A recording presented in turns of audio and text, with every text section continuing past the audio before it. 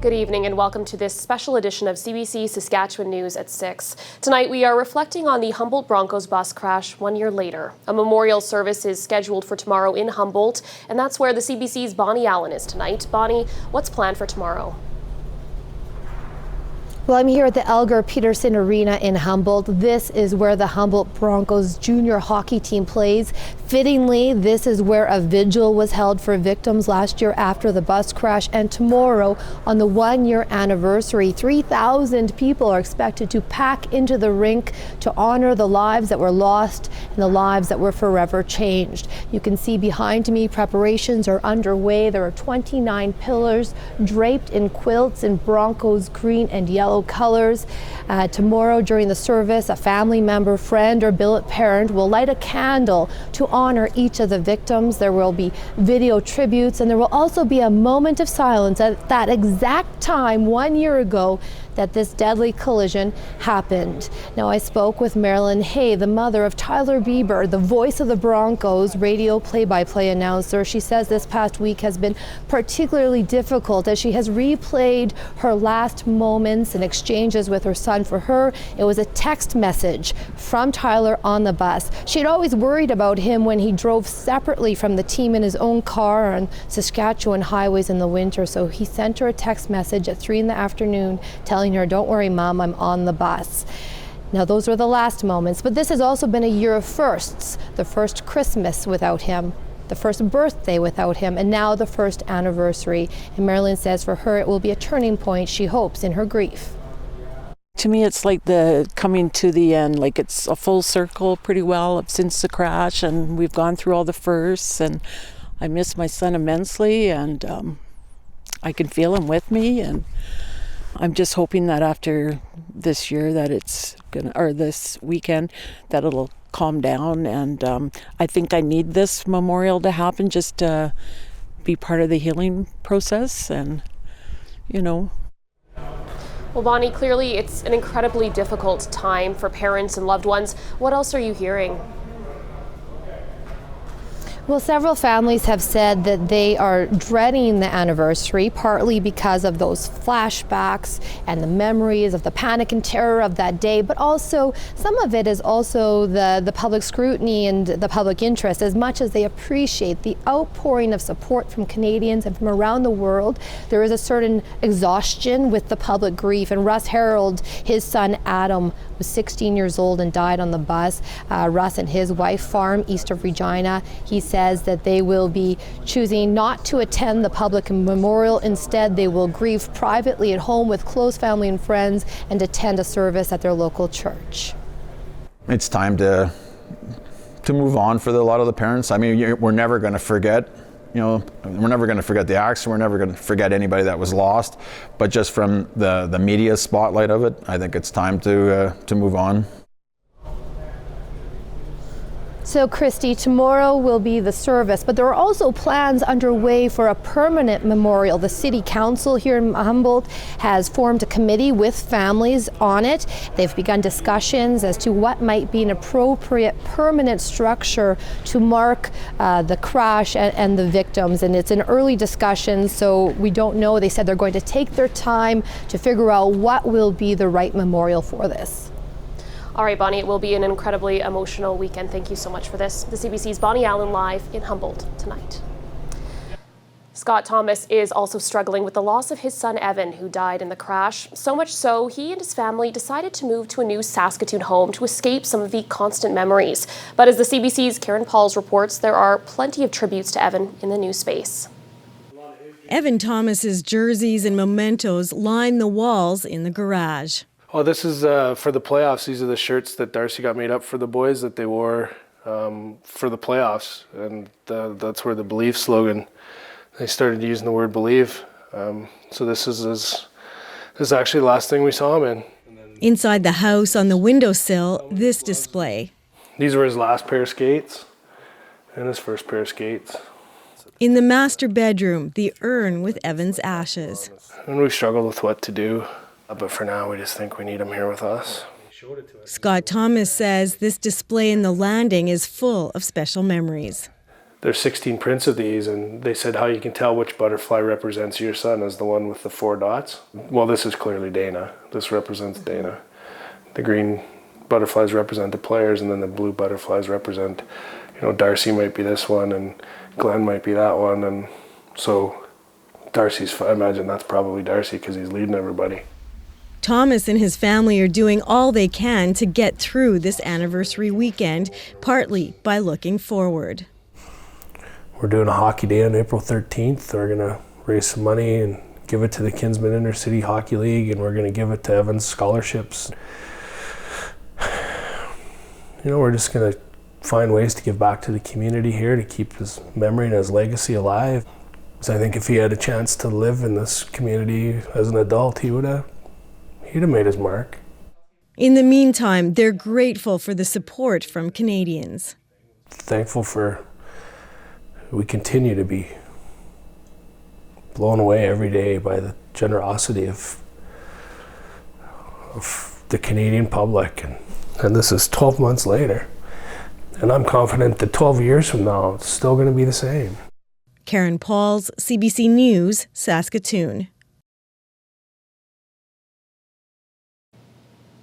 First responders were also deeply affected by the crash. The 69th annual Saskatchewan Association of Fire Chiefs Conference is actually happening in Moose Jaw this weekend. One of the focuses this year is mental health.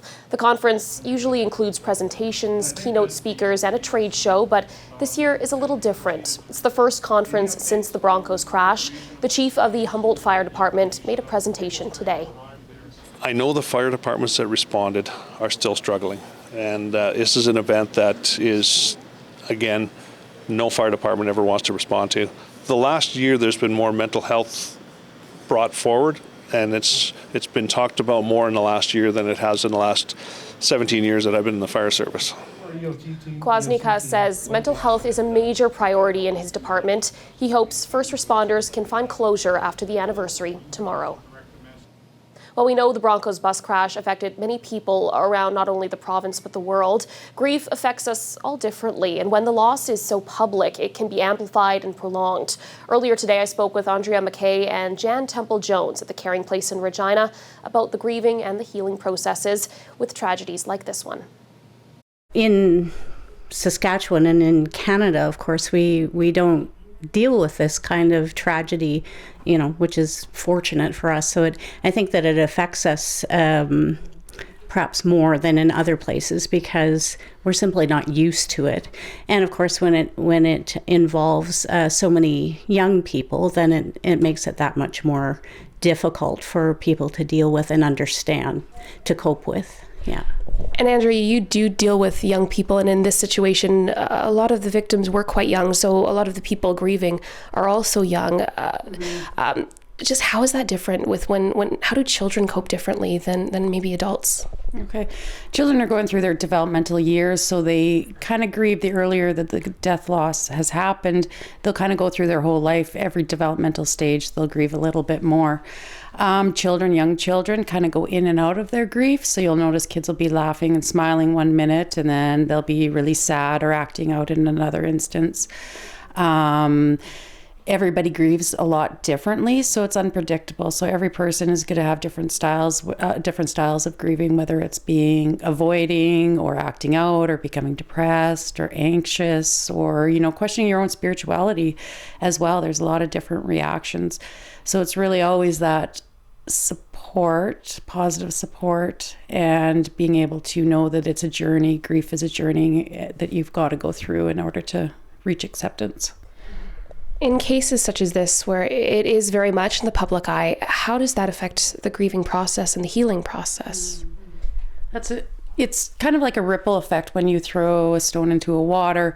The people that are directly affected are very, very impacted, but it's also the stories and seeing it on the news and hearing the stories and seeing the memorials and all those kind of things that have a ripple effect to other people in the province, even nationwide.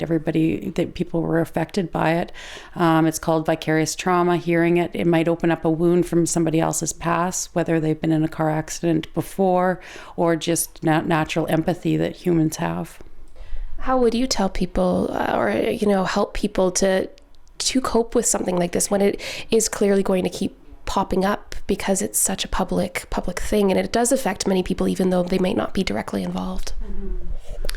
Well, I think the thing for people to try to do is when things are calm in their lives, to begin to build that kind of that inner resilience that we all need in order to deal with crises when they arise.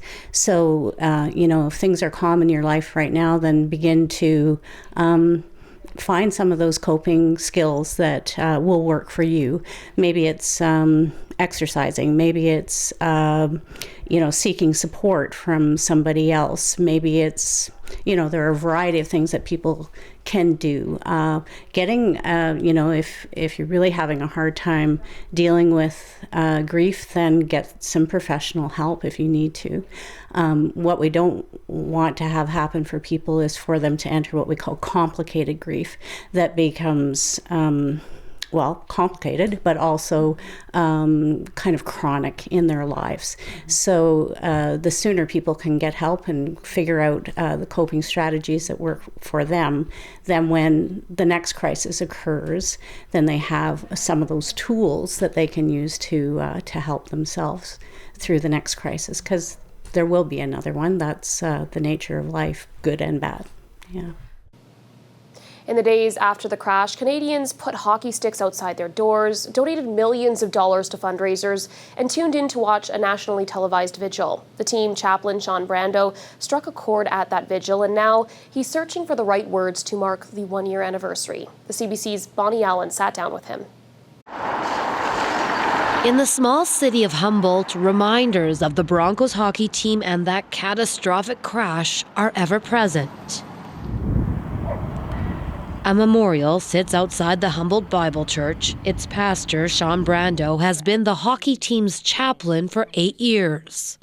I don't wake up having nightmares and things, but of course you think about it a lot. Brando wasn't on the bus, but he came upon the crash scene with his family. And just hear groaning and panic and fear. The 39-year-old pastor was thrust into the national spotlight after the crash in this televised vigil for the victims. That's all that went through my head. This is it. This is the valley of death. This is the valley of darkness. And all I saw was darkness. All I saw was hurt and anguish and fear and confusion. And I had nothing. Nothing. I'm a pastor. I'm supposed to have something. His raw anguish. I don't know why.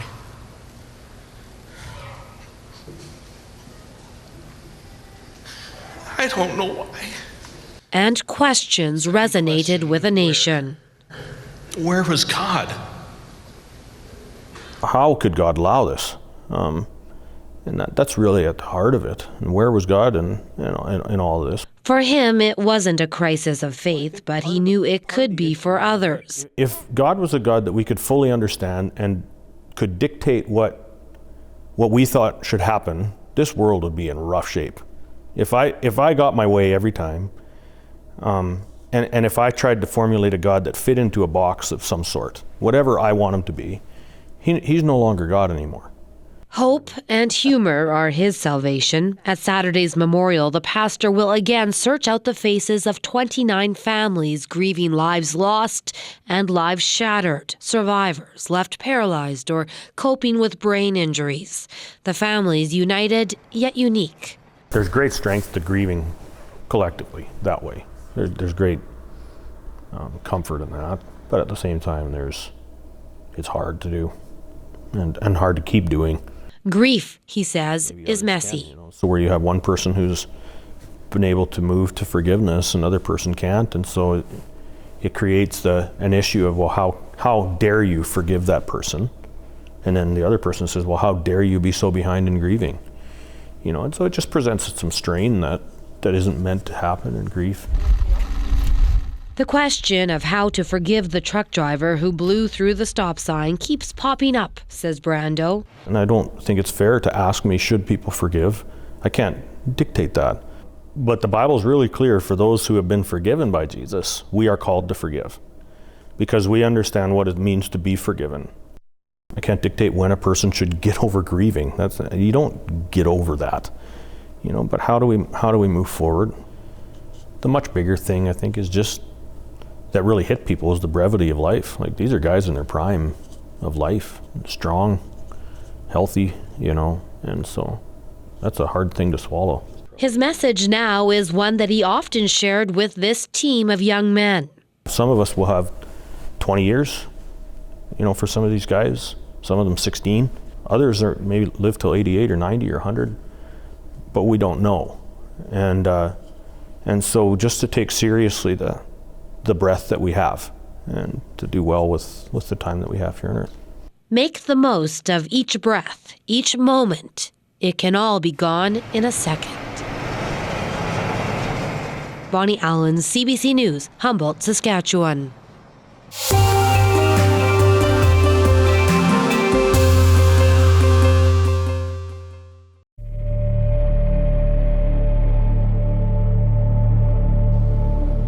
Welcome back. Tonight we've been hearing stories of sadness and loss, renewal and rebuilding. It's been an emotional year filled with turning points. Here's a look at some of the biggest moments of the last 12 months. The team was on its way to a playoff game in Nipawin April 6th when it collided with the semi. 14 people aboard the bus died initially, 2 others later died in hospital. 13 people survived, many of them with serious injuries. The driver of the semi was taken into custody and then released directly after the crash. The truck belonged to Calgary-based Adeshtiol Trucking Limited. On April 10th, the company's safety certificate was suspended. Then, on July 6th, charges were laid against truck driver Jaskirat Singh Sidhu. In September, the Humbolt Broncos were back on the ice to play their first game as a team. 2 months later, the province announces mandatory trucker training. On January 8th, Sidhu pleads guilty to 16 counts of dangerous driving causing death and 13 counts of dangerous driving causing injury. Last month, Morgan Gobey, the final injured Bronco, was released from hospital. A few weeks later, Sidhu was sentenced to 8 years in prison. And on March 27th, the owner of Adeshtiol Trucking pleads guilty to transport violations and is fined $5,000.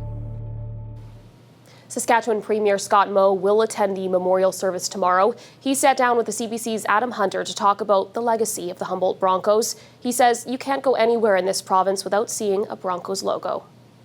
You see them at any hockey game. You go to a hockey game. I think I was at a Raider Blades game not too long ago, and there's Humboldt jerseys in the crowd. They are very much a part of our everyday life now. It's not uncommon to see them anywhere. In church, you may see a Humboldt emblem on a jersey, and who doesn't have one in this province? So many people have gone out and purchased a shirt or whatever that may be, and I think it's a testament again to the strength that those closest to this tragedy have displayed, and that strength, people like the parents, all the parents, but also people like Kevin Geringer and others, Rob Munch, right from that community that have really stepped forward when they quite frankly, who could have ever thought that you would be put in a position like that, and the admiration that everyone has, and the support, I think, in turn that everyone gives back to Humboldt is so very important. But I look back at the community and the strength that has been put forward by the families, by the people in the community, and how people from across the province and around the world have really, in a way, use that to give back to that community and to those families our support and our love and our prayers, really. How do we honor the memories of the players and their families? There's no way to do it that's sufficient, but I think about this often, is how do we make sure that we don't forget. And I think there's ways for myself personally, but all of us across Saskatchewan and wherever we may find ourselves, to not forget in the decisions that we are tasked with making in our personal lives, in our professional lives, in whatever table we may find ourselves at over the course of the rest of our life. Quite frankly, we have in this province made decisions this past year with respect to investing in intersection safety, and I think all around the table have carried some of this past year's experiences in making that decision. We've made decisions with respect to our commercial truck driver training programs here in the province. And we've made decisions that might not be quite so evidently related, aside from the initiatives as we move forward may carry a name of a notable young man that was on that bus that day in the Belay effect, and the conversation that we are having in this province and starting to have across the nation with respect to organ donor the organ donations that we have and strive to get to as far as a number of them. So there is, I think that is the way that we honor all of the families, the community, all of those involved, is just to not forget at whatever table we are seated at, to never forget and allow that experience to impact our decisions into the future. The victims of the crash are being honored at the vigil this weekend, but CBC has also put together a video memorial to remember them. We are devastated. I don't know how do you describe a loss of a child. People say they can't imagine what we're going through, and I think, no, you can't. When he moved away, he started to always say he was number one, which made his brother and sister really jealous. And of course, I'd have to say, no, you're not. But today, Jax, you're number one, and I love you. This is just a small piece of the touching tribute. To see the entire video, you can head to our CBC Saskatchewan Facebook page. You can also watch tomorrow's anniversary vigil live on our CBC Facebook page and website. It starts at 4:45.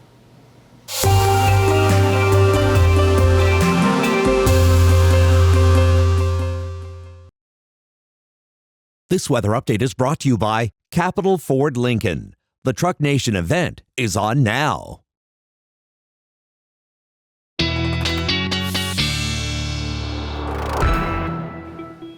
Here's a live look outside at Saskatoon, where temperatures were a little bit cooler today than they were yesterday, about 7 degrees right now, so very close to seasonal. Looks like we'll be in for a little more wet weather as we move into the weekend. Here's a look at our current temperatures across the board, still seeing quite the variation as you head from north to south in the province. -6 degrees in the Collins Bay area, whereas further south, still in the teens in parts of southwestern Saskatchewan. 13 degrees in Maple Creek right now, 6 degrees if you're joining us from Regina. As for those winds, they have been a little bit breezy in the southwest, expecting windy conditions on and off this weekend. Gusts tomorrow to about 50 kilometers per hour.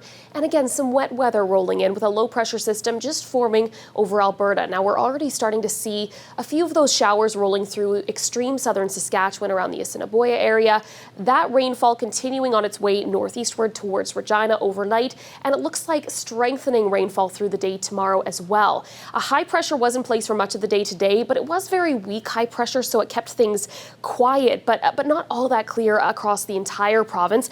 Again, tonight starting to see a little bit of that showery weather rolling through. You can see some mixed precipitation overnight and tomorrow morning in central Saskatchewan as well. So if you are headed on the roads this weekend, any traveling, do take care with that. Check the highway hotline before you head out, because it's going to be a little bit messy. You can see through the day tomorrow that precipitation strengthening and steady snowfall in parts of northern Saskatchewan this weekend, where you are still seeing a little bit of that cooler weather. It does look like you'll start to warm up next week. In terms of how much we can see out there, here's a look at what we're looking at. 5 to 10 millimeters of rainfall and a few centimeters of snow through the weekend. As for Regina's forecast, 8 degrees tomorrow, showers, sunshine by Sunday, but again, next week on and off precipitation and a little bit of cooler weather through midweek next week. And into Saskatoon, 12 degrees tomorrow, showers out there, holding steady at 12 for Sunday as well. But next week, a little bit of that moisture really sticking around. Temperatures in the double digits from Tuesday to Friday, but you will see that on and off rainfall through the next couple of days. Well, thanks for watching tonight. You can find more coverage of our Humboldt Broncos anniversary on our website at cbc.ca/sask. Glenn Reed is back at 11. Have a great weekend.